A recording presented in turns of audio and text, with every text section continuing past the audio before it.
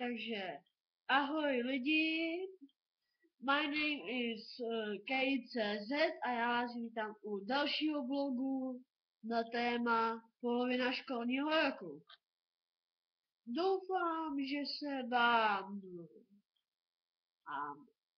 líbily známky, co se dostaly.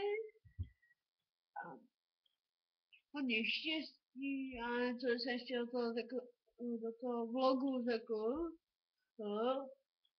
jenomže dneska je čtvrtek, takže budu natáčet pokud možno, když budu mít čas, tak budu natáčet každý čtvrtek a to je asi všechno, co by jsem k tomuto vlogu řekl, takže čus a v dalším vlogu.